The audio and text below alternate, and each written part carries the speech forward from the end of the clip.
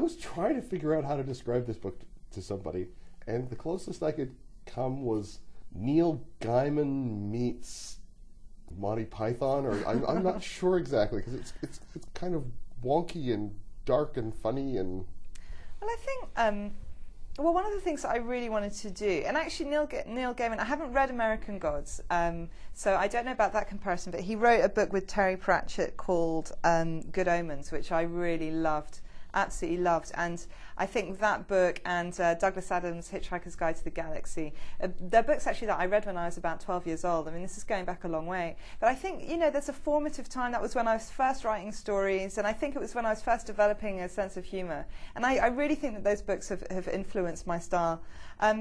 But one of the things that I really wanted to do with this book, and I think that I want to do with anything that I write, when I was a child, I used to read books like Roald Dahl, or, you know, they were so adventurous, and they were so imaginative, and they were often extremely funny. And then something happened when I started reading books that were written for adults. Apart from things that are very much a genre, like a fantasy genre book, they're mostly quite hung up on realism, and a lot of this sort of adventure and excitement that I experienced when I was reading as a child I didn't really experience it again. I find it quite rare now to get really, really consumed and really lost in a book.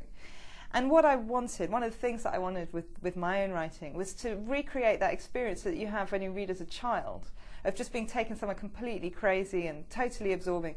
You know, only in a book for adults. With smutty little bits in it. Well, Aphrodite's, yeah, there's smutty little bits. Well, it's not suitable for children, but definitely not. But you know, the Greek gods, this is what they do. Sex is a very big deal. It's a very important part of Greek mythology, and it would not have been true at all to the original mythology if I had chosen to leave that out.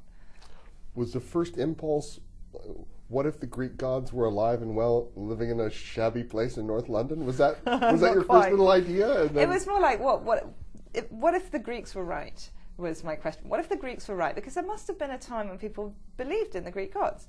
So, well, what if they were right? You know, we don't ever know who is right on issues of religion. There's no way of knowing. You might find out after you die, or you might not. So I thought, okay, what if the Greeks were right? So the first idea was to update the Greek mythology to now and think about, like, where are the gods now and what are they doing? You know, and I sort of experimented with different ideas of where they might be and what they might be doing, different levels of how powerful they might be. I mean, the first draft, they were very powerful, and I was sort of trying to satirize organized religion a bit, and that didn't really work for me. And then I realized, of course, it's more realistic to say, it's more fun to say, to imagine them having been forgotten, because then they really could be living in a townhouse in London. You know, that really could be happening this way.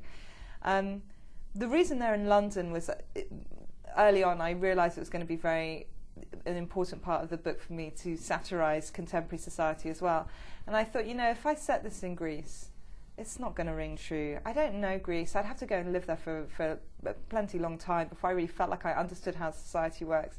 And I'll write something which just doesn't actually ring true. I know London very well. I've lived there my whole life. And I thought, well, you know, if they're the gods of everywhere. There is no reason at all why they shouldn't be in London. They could be anywhere on earth. So I thought, well, I'm going to take this kind of social setting that I know backwards, and I'm going to put these characters into it, you know, and sort of turn it all upside down.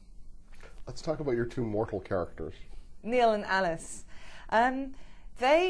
It's quite interesting, actually. I initially had written two completely different mortal characters who were called Claire and Doug, and they did not work with this book, because what I had thought to do with the first quite a few drafts actually, was I was interested in, I thought the god characters are very larger than life, and they're sort of almost cartoon-like, and they're very exaggerated.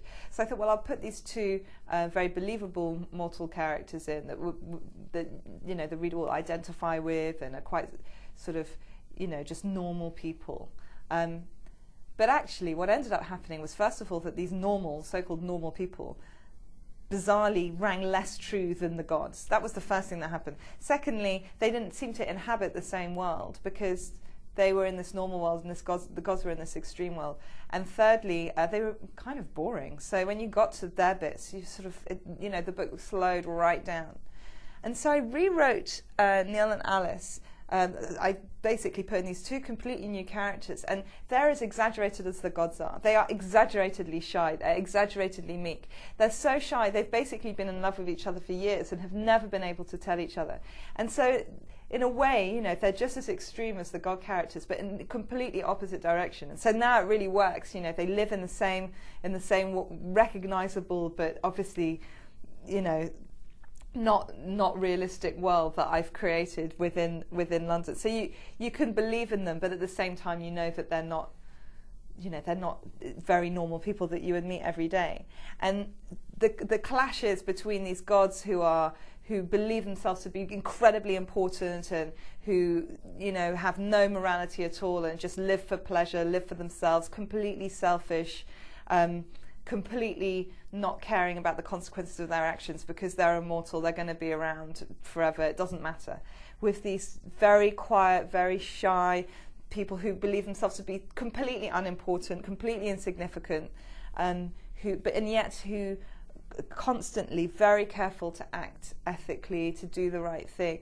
And so these mortal characters who by inclination would be quite happier just sitting alone in their house and not talking to anyone ended up becoming the heroes of the book and having to go off on the kind of heroic quest that you read about with Odysseus or Hercules. But it's not Odysseus and Hercules, it's Neil and Alice.